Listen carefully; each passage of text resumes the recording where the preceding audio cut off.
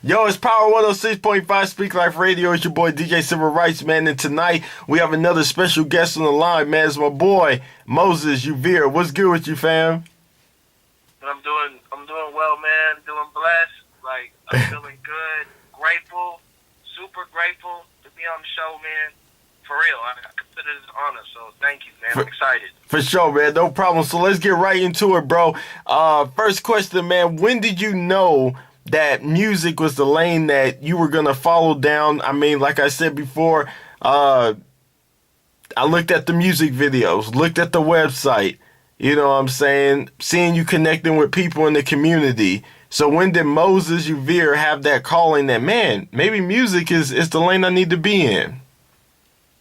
Man, so for me, I grew up in a musically inclined family. So I'm the oldest of six. You know, I got four of us came from the same mom, same dad. Two of us came from my dad. You know, and different moms. So it's like everybody in my family did something with music. Like, I had a brother that played saxophone. My sister played the violin. My other brother would dance and rap a little bit. So when we listened to everything at home, we listened to Marvin Gaye, we listened to Al Green, we were listening to like traditional gospel music. So we listened to that more than we watched TV. Just what we did, you know. And so I felt like there was some natural. There was a natural vibe to the music, but when I really got a hold of my calling in it was when I had graduated from college. I was at Bible school in Dallas, and I was rapping for a long time. I've been rapping since I was like 14, 15 years old, and I would rap with my homies where I grew up at, and we would make music together. But I took it really seriously and said, okay, this is something God called me to do. Was when I was in college, I just gave my life to the Lord, so I was fresh to understanding what God had called me to do. I was just fresh to it all. I was like, yo, I'm going to put the rap thing down for a minute because I just want to learn more about God, learn more about what he has for me.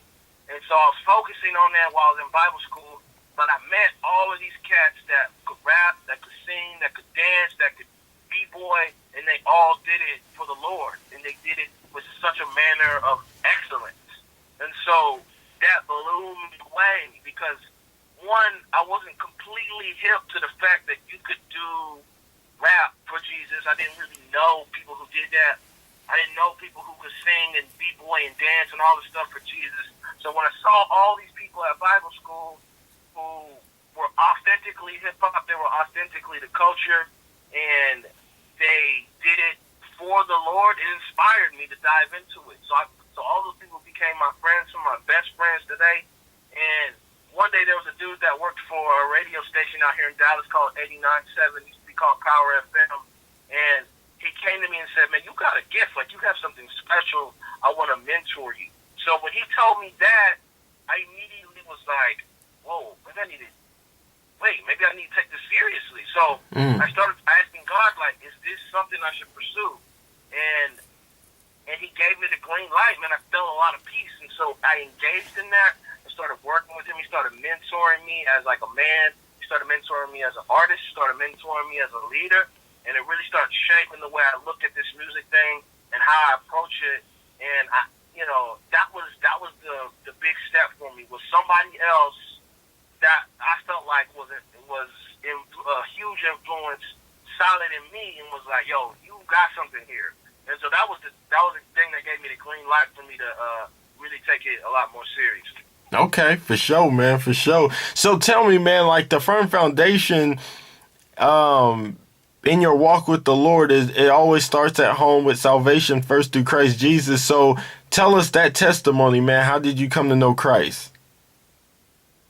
Man, dang, that's a long story. Got time, right? Yeah. Time, right? Give that synopsis to us, bro. So I grew up all my life going to church. Both of my parents are from Nigeria. So I'm the first generation to be born in America. I'm the oldest as well. So I'm the super first.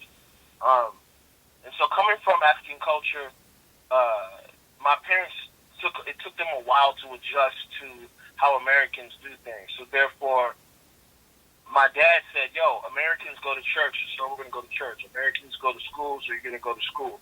So for me, church was just something you did. It wasn't necessarily a rhythm in your life. It was just like, oh, this is just what you do. You go to school, you do your homework, you go to church. And that's kind of what it's like in the South. It's kind of like what it's like in Texas, especially. And so I wasn't transformed by the gospel at all until I graduated out of high school. And leading up to that point, there was all these life events that would pull me further away from the Lord. So when I was 10 years old, my parents got divorced, and it was devastating to me. And then my dad went to Nigeria to kind of like solidify the divorce, and he ended up getting detained there for like 2.5, almost 3 years. During that time, my mom finds out that this happens. She places us in a foster home. So half of my siblings are in one home, half of us are in another home. When that happens, I was really angry at God and really angry at my life. And so I got in a lot of trouble, made a lot of bad decisions. My pops ended up coming back, and then I ended up living with him. Our moms ended up leaving our family, and we all ended up moving in with our dad, and he just was transformed by the gospel, so he became a really strong pillar of what it looked like to follow Jesus. So when I was in college, I was searching. I was like, all right, God, like, I don't know what I want to be. I don't even know who I want to become. I was like, I like sports, and I like rapping, and I like all these things, but I don't know what I want to become. And so it was one day I went to just like a regular service because my dad was passionate about Jesus, so he made us go to church, so we had to go. And I was open. I was like, all right, God, if this is for real, I need you to show it to me. And I didn't have anybody lead me through a prayer. I just was open. I asked God to show it to me. And I remember going to like an altar by myself, and I remember just crying and releasing all these burdens. And I remember replaying the fact that my mom's left my family. I remember replaying the fact that we were placed in foster home. I remember replaying the fact that I grew up in the hood and all this craziness. And I felt like I let that go at that altar. So when I left that moment, I felt new. I was like, man, I did not feel like the same person that I came in. So I was like, yo, if pursuing Jesus feels like this, like, I'll do whatever it takes. So I quit everything I was doing. I dropped out of college. I went straight to Bible college and was just pursuing Jesus. I had no career plan. I just wanted to get to know God more because I was really moved and wrecked by the fact that he met me. Like, I had a real encounter with the living God. So it wasn't something that I forced. I was just like, all right, man, if you for real, show up. Like, I'm open. And he literally invaded my heart. It was incredible. Wow. That's powerful, bro. Moses Uvere, man, you in the building, bro. Power 106.5, Speak Life Radio, man. That's how we do it. So, God changed your life, transformed your life, took you to the next level, and now we're here. The schedule's busy, crazy, ludicrous right now. And so, never been better. Speak on the album, man. Never been better. What was the process like? What was it like trying to get the special touch for the people with this album? Man, that album was an incredible process. I wrote that album in so many different places. The album started in Nigeria, actually. I got booked to do a 60-day tour out there. And I was inspired, man, because it was my first time seeing where my dad came from. It was my first time seeing some of my cousins and my aunties. I got to see, like, where my dad was born, and I got to rap at all these different places and meet all these different people. And that was just incredible. So during that time, I was writing so much. I was writing all these lyrics, all these verses. I was just writing down what this place was speaking to me because it was just so much that was happening. And so then I came back and I connected with one of my good friends in Oak Cliff out in the city. His name is TJ Up. And I was like, man, I gotta get some beats for this. I gotta get music to these lyrics. And so I told him that I needed to write something that was more personal because I felt like I was good at writing certain songs, but I never fully opened up to people. You know what I mean? And so this album was like the first time I ever opened up and really gave people my soul. And so as a result of that, man, I ended up getting on TV. A Wikipedia page popped up on me, all these like craziness started happening, and it was a really cool life changing experience for me. And it just started with me being really honest about where I was at in my life at the time. Wow, who would you say has been the biggest influence in your life, and not just musically, but just in your life in general, bro? Man, I gotta, I would have to the first name that comes to my mind is DJ Promote. Okay. I met him in like 2008, and he was working for a youth ministry at the time, and he brought me out to perform, and we became like good friends since then. And he's been like a big brother to me, and has always challenged me on every decision that I want to make in my life. If I feel like doing something, he's going to ask me like, "Why do you want to do that?" Or "Why do you want to say that lyric?" Or he's going to tell me like, "That lyric, it sucks. You need to get your bars up." Or he's going to tell me you need to get better beats. And he's been very influential as far as my musical and my like grown man living. Like he's been there for me. He showed me what it looks like to be a grown man that loves Jesus and that loves his wife and really authentically does it. Like he's not on that like fake industry, like I'm kind of sort of Christian type vibe. Like he really authentically loves Jesus, and he showed me what that looks like. And he's great. Like he's not just like good at DJing, he's the best DJ in the world, and he still loves Jesus. And so he was a great example for me of being a great artist, a great man, and a great follower of Christ. Like everything he did, he approached it with so much like excellence. And I know I'm bigging him up right now, but he's just like, I'm like the little brother looking up to this man, being like, "Yo, this man is crazy." Like he would be the number one to me. Okay, for sure, bro. Yeah, shouts out to DJ Promote, man. Had the chance, like I said before, to meet him at the Anomaly tour. He was there with Lecrae and Andy, and we had the VIP pass, so he took the pictures and stuff. He was a really down to earth dude, man. I wish I had DJ skills like him, but God blessed me with DJ skills. He blessed you on the mic and everything, and DJ Promote's doing this thing. So big shouts out to him, bro.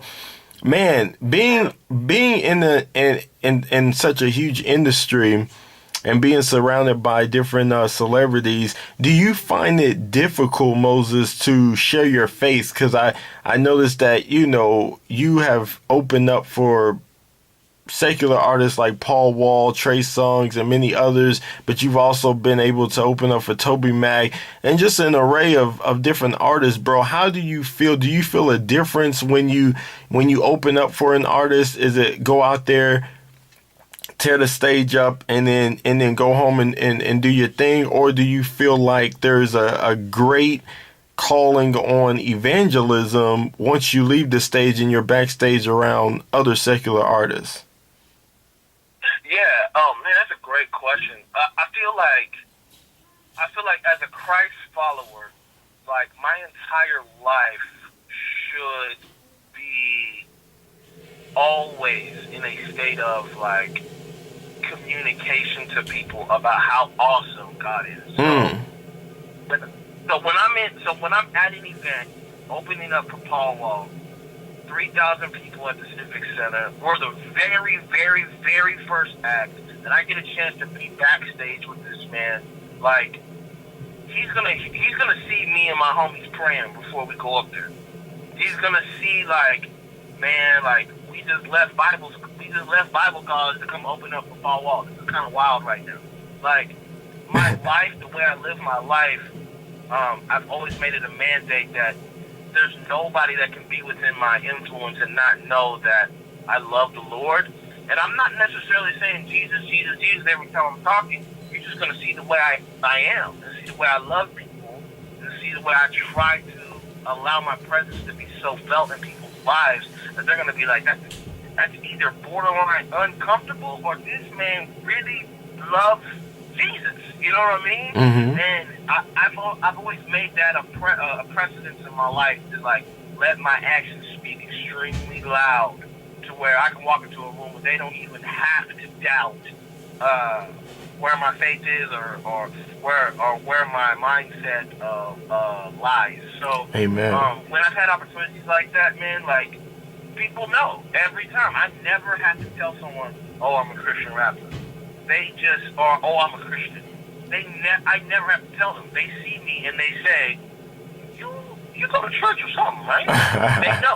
They already know. They know I you. like the fact Yeah. that I don't have to. Yeah, they'll know you by the fruit that you bear, man. That's good, Moses. So what for the up and coming artists they're trying to get put on and everything? Like, what type of advice do you have for them? Because that's big, bro. Even as a believer, to be able to be placed in such a circle, like being around 2 Chainz or Paul Wall or Trey Songz, to be able to even be able to open, in that type of setting is huge for a believer. But even so, being able to open up for Toby Mac, like, don't give us the secrets. It's all God. We know that. But how can I put this? How did that happen? Like, how did Moses Uvere, he's opening for Toby Mac? Let's be clear, on Power 106.5 Speak Life Radio with your boy DJ Summer Rightz. I know people. Hashtag Moses Uvere. How did it happen without giving up the manager's name? I'm gonna be 100 with you, man. When all of those opportunities happened, I didn't have a manager. And so I didn't have someone working the angle, being like, "Yo, we gotta get this guy on." Well, I take that back. I had one guy working the angle for the Paul Wall situation, which was my guy who was managing me when I first started, who was that DJ at 89.7 here in Dallas. So he worked that angle. But honestly, bro, it literally started with word of mouth. It literally was word of mouth. So when I had the opportunity to open up the Paul Wall, 3,000 people, there was probably 8 acts that went on before Paul Wall did. We were the very first act, but by God's grace, people remembered us. They remembered me and my DJ. At the time was my homeboy who was my hype man. They remembered us. What we did was memorable. And so the promoter said, "Hey, I'm doing this other show with Player Circle." And at the time, I didn't know Player Circle was going to become what it was, nor did I know Player Circle was going to become 2 Chainz. And so he's like, "Yo, I'm doing this show with Player Circle the next few months. I want you to come."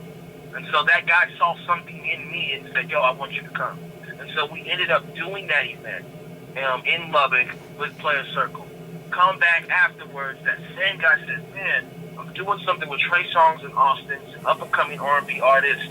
We're going to do that at college. I'd love for you to come and be out there." Again, this guy has no idea he doesn't know anything about me. He just sees that we're performing these songs and there's a reaction from the people.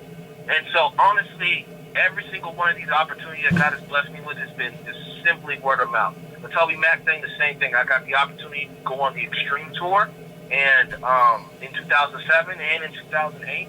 And so the tour itself selected a handful of artists to perform at Atlanta Fest. Atlanta Fest is this mega, massive Christian festival. Toby Mac was headlining it, and I got selected. And it was simply because the promoters of the Atlanta Fest said, "I need your top tier artist."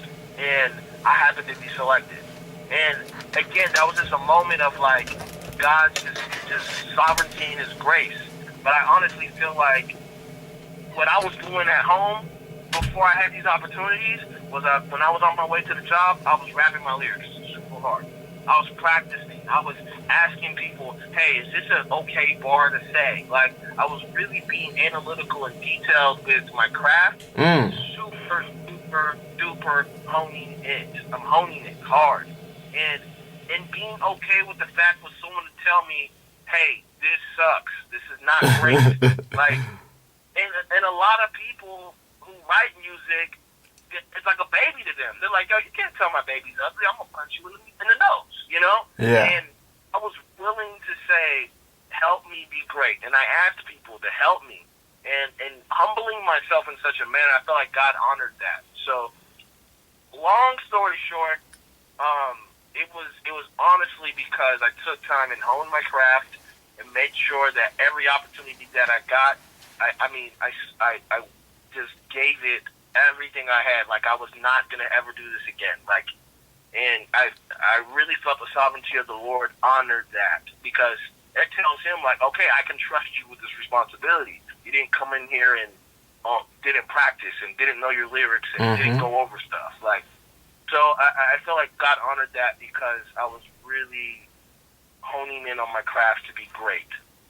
That's good, bro. That's good. Power 106.5 Speak Life Radio. Moses Uvere, man, he's hanging out with us, man. He's definitely spilling the beans, man, on helping us be great at what we do here at Speak Life Radio, man. And a few more questions, man. I'm really comfortable now, and so now I'm gonna turn the notch up and hit you with some of them challenging questions, bro. If Moses Uvere was stuck on the elevator and it was Jay-Z and Beyonce and Kanye West, and God revealed it to you only in this elevator that they were about to step into eternity as soon as the door opens on the 12th floor. Now, you're on the 3rd floor, and as soon as the 12th floor opens, they're going to step into eternity. So you basically have probably about 50 seconds before you get from the 3rd to the 12th. What does Moses Uvere tell these 3 celebrities, one of the biggest celebrities in the world right now, Kanye West, also Jay-Z and Beyonce? What do you think you would tell them, bro, during that trip going up? Wow, that's crazy. I think the first thing that comes to my mind immediately is to ask them why they made some of the choices that they made, and so it would be, I would probably say, why did you choose, like Kanye West, why did you choose to do a song like Jesus Walks? And Jay-Z, why did you choose to do a song that says life doesn't start until the church ends? Like, why did you choose to say those things? And then I would probably challenge them and say, I just want to encourage you to place God in the center of all your choices. In every single choice that you have, like, make sure that Jesus is in the center of those choices, because he is the way to eternal life. I feel like that is something I would say in a moment like that. Yeah. Because I mean that's a huge moment, you know. If I've ever had something like that, but I feel like I would challenge them to think about their choices and ask themselves, was Jesus in the center of these choices when he made them? And if he wasn't, let's get there. Yeah, because I sometimes, bro, I battle with the regrets from when I was a club DJ and I worked for 106.9 K-Hits, which is the biggest top 40 radio station here in Oklahoma. And during that time, I was surrounded by Bow Wow, Ludacris, T-Pain, I mean, Young Berg, everybody was coming to town. Akon. Actually, I got fired because I worked the Akon concert and then fell asleep while on the radio. And so it's just crazy, bro. Like, being around these people.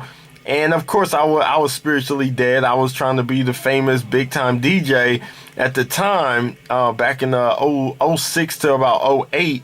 And so April 21st, 2009, I gave my life fully over to Christ.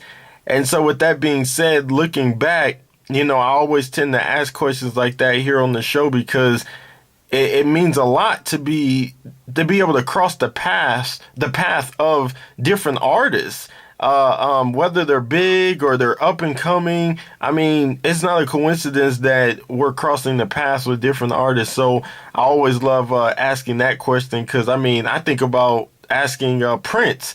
You know, if I had the last 50 seconds with Prince, man, before he got on the bike and went to Walgreens, what would I have said if I was walking out of Walgreens and saw Prince?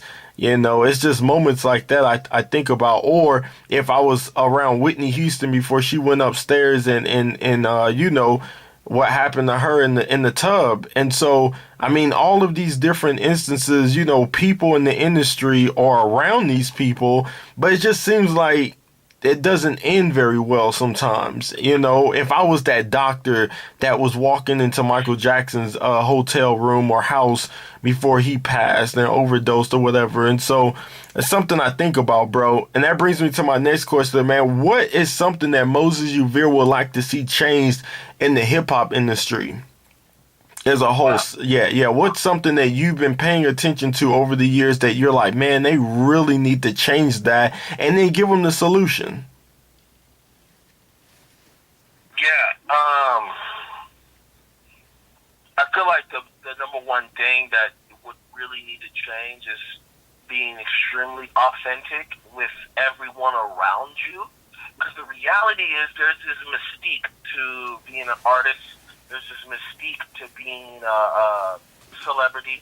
You know, and it happens on both sides. It's happening in the Christian game. It's happening in the mainstream game. It is what it is. So I feel like if these leaders and these celebrities were more authentic, not just in the songs. Like, that's like, thank you for being authentic in your songs, but I mean, being more authentic with your life.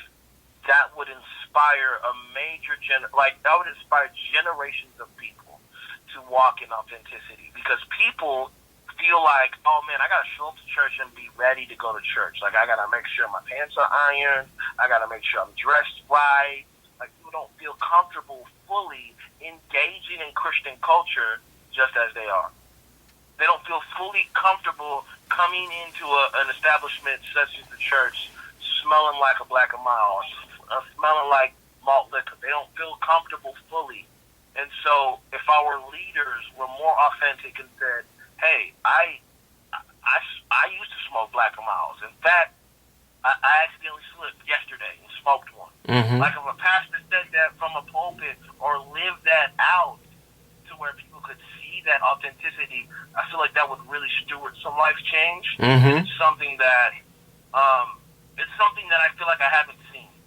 I feel like I've seen people become more authentic in their music, but when they're communicating on media platforms like this, or even hanging out with people, they're giving you these Jesus Christ answers. And I'm not with that. I'm with being real about it and being authentic about, man, serving Jesus is incredible, but there are moments where God is challenging me to grow, and it's difficult.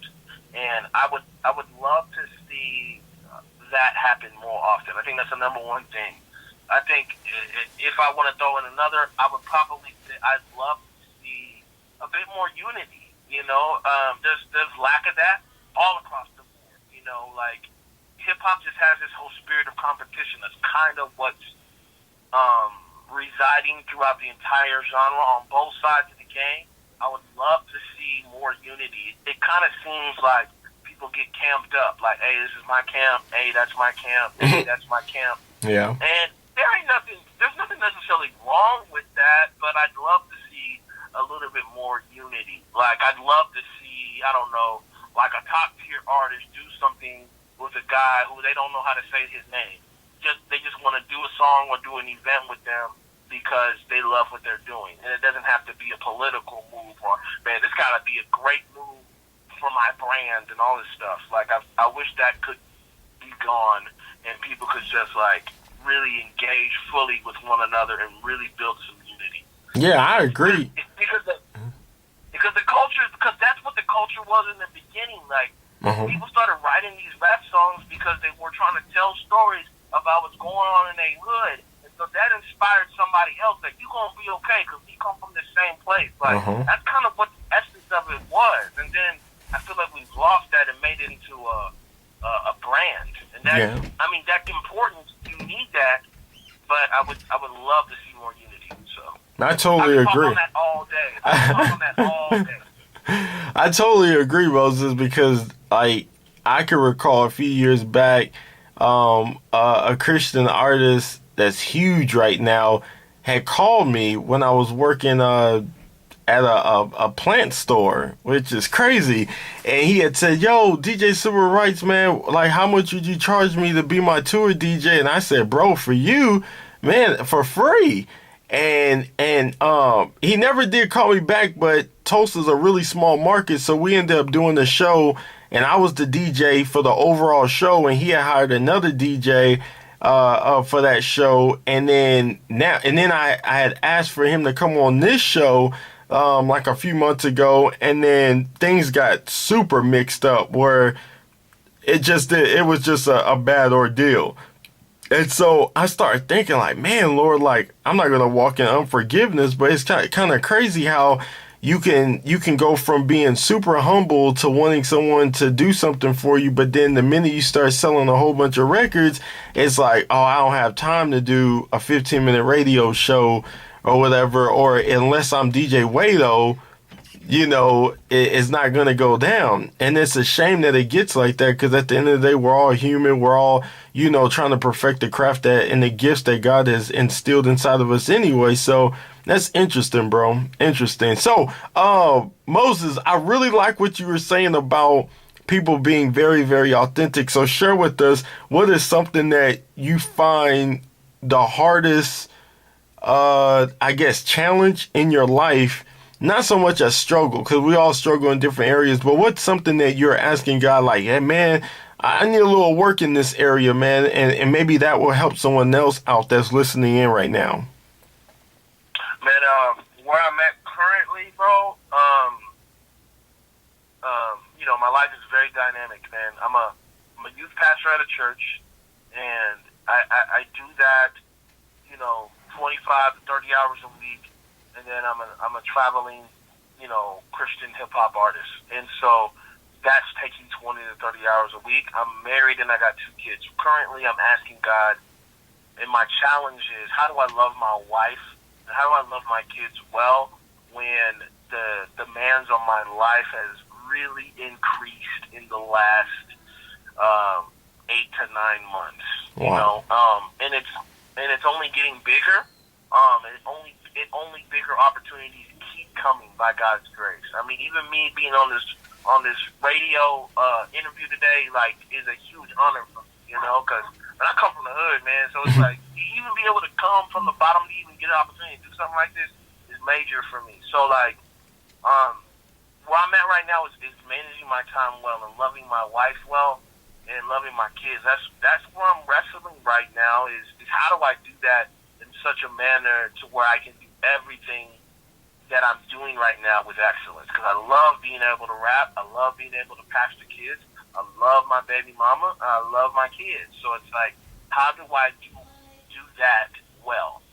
Amen. That's where I'm at right now. Amen, bro. That's really good. That's really good, man. Power 106.5 Speak Life Radio. Your boy DJ Civil Rights hanging out with Moses Uvere. Bro, what's next for Moses Uvere, man? Musically, even in youth ministry, family-wise, the church, as a whole, shows. Tell us, man, what's next? What's your biggest goal and ultimate goal, man, in doing all of this, bro, for the kingdom? Yeah, I mean, I'm trying to be great, man. I'm going for greatness, nothing less, man. No plan B, no second place. I'm going for greatness, man. I just turned 30 and Congrats. A couple weeks ago. Thank you, man. It feels good to be that old, man. I didn't think I was going to make it that far, man. I was out here. I was out here. So it feels good to be 30, man, and I'm just going for greatness, man. I'm trying to be the best husband I'm trying to be the best husband I can be, trying to be the best father I can be, trying to be the best youth pastor I can be, trying to be the best rapper and kill it out here. So that's number one goal, is being phenomenal in what God has given me responsibility in. As far as musically, I've been working on an album. We are 85% finished with this album. The process behind this album has been incredible. It's been life-giving to me. I'm with some of my best friends. They're challenging me ridiculously on my bars. I come into a session, right? I'm coming in there with the beat. I'm coming in there with lyrics written. So that's new for me. I've never, ever made beats, but I said, you know what? I'm trying to grow. I'm trying to be phenomenal. And so I bought a device that allows me to produce my own beats. I wrote these raps while I was chilling in my living room, my baby's running around and everything like that. Take it over to my homies, and they're challenging me like, why'd you put that kick there, bro? Why'd you say that line right there, bro? Who are you talking to? And that moment is just really pushing me to be great. And so what's coming out of that is like incredible songs. So looking to release that album by God's grace in the fall, and to follow that up with a tour. We have about 15 cities that are lined up for this tour.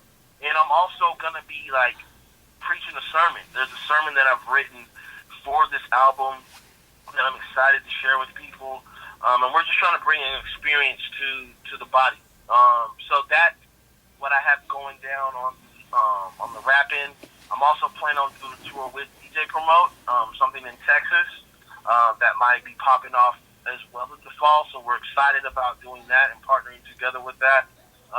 And as far as like church and youth ministry, I mean, I pastor middle school kids, and I pastor kids that typically don't come to church. Our church is very different in the sense that, you know, typically on a Wednesday night, churches will have different programming like, you know, Bible studies, or they'll have like kids events. What we do is, at our church, we use Wednesday nights as the night that we reach out to the entire community. So my church has a free clinic that's available for people to come. There's a citizenship class. There's an ESL class. There's a government class. And all of that is free for people in our community. So what I do is, all those people bring kids. And so those kids are with me, and I get a chance to talk to them about what God's done in my life. So when I feel burdened in that area of my life is to make sure that I am present, to make sure that, Moses has not left me. Like, Moses has steadily showed up and asked how I'm doing. And that's been my 100% goal while serving the local church, is just making sure that I'm present and making sure that I'm available when people need me. So those are the goals, man. Amen. Trying to be great overall, and trying to really let my presence be felt here while I have this time on earth. Amen, bro. I appreciate that, man. Hey, before I hit you with the loaded question, the last question for tonight, man, go ahead and give some shout outs and let people know where they can get in contact with you as far as booking and even just picking up your music, man. Yeah, you can definitely get everything at MosesUvere.com. My last name spelled Uvere. My name is Moses again. But that's the same as for my Twitter, for my Instagram, and for my Facebook. And I got on that Snapchat. Snapchat's a fool. I love it. So you get a chance to see me on Snapchat. That's the only place I'm posting like snippets and stuff like that of my new music, of my new album. You'll be able to see like me in my element. I'm gonna be in a white beater. You know what I'm saying? Maybe in some water, looking crazy. Like Snapchat, I'm being authentically me. So make sure you follow me on that. So make sure you go to MosesUvere.com. That's where everything is at, and those are my links. Much love to Kevin. You know what I mean? Like for giving me an opportunity, for investing into me. Much love to my wife, Valerie, my kids, Ava, Jeremiah. Much love to them. And just much love to Gabe Salazar and Nancy Salazar for investing in me, investing in and being a part of my team, man. Like, it's been wonderful. So shout out to all of them. And shout out to DJ Silver Rightz for giving your boy an opportunity to be on. For sure. All day, bro. We're family, man. Family. So it's all good, bro. So you ready for the loaded question, right? I'm ready. I'm going to take it in the chin. I'm ready. All right, man. So here we go, Moses. At the end of the day, when it's all said and done, when the music stops and the shows are over and God is ready to call you home, what type of legacy does Moses Uvere want to leave behind for the people? Ooh, man. Wow. I think about this often. I think about my legacy often because there's no retirement plan for pastors and rappers. Right? There's no retirement plan. This is something you give your life to people, and you pray that God handles the rest. That's it. You know what I mean? And so the reality is, if I want my legacy to be that Moses loved people and loved them well. That's it. I want people to know that when they hanged out with me, it was an experience. Like, man, this guy Moses was a daggum fool, but he loved me though. He loved me well, and if I could leave a rap concert or leave opportunities that I get to speak or even leave my wife to go hang out with the homies or whatever. Any moment in life that I'm in, that people can say that Moses loved them and loved them well and that he was all things to all people, I feel like I've done what the Lord has asked me to accomplish here on this earth. So I'm talking like 10,000 people kind of like, man, that dude loved people, you know. So that would be incredible to leave for my babies and my daughter and my son to have that example for them to say, like, man, I got to love people the way my dad, he set the bar very high. So wow. That would be my legacy, set the bar to say, like, yo, we got to love people around here, and that's it. Wow. That's good. Well put, bro. Well said. Thank you again, Moses Uvere, man. You've been awesome, bro, on Power 106.5 Speak Life Radio. And we don't do it again, bro, real soon. We're family, all right? Man, thank you, bro. Honored that you would give me an opportunity to be on. Thank you, bro. Thank you for doing your thing. This is important for the culture. This is important for what we do as, like, leaders. So thank you so much, bro, for this platform and for doing your thing to give little homies like me a shot. So thank you, man. For sure, bro. Oh, before you go, don't think you not about to get up out of here before kicking the 16 for us. Whoa, all right. Yep. Yo, all right. I'll spit some. Here we go. Yo, I'm absolutely devastated by the pain that my mother left, but I'm feeling vindicated. Let me fall asleep in the deep sorrow. Dear Jesus, give me hope for tomorrow. A passionate pursuit of real change. A rearrange of my mainframe.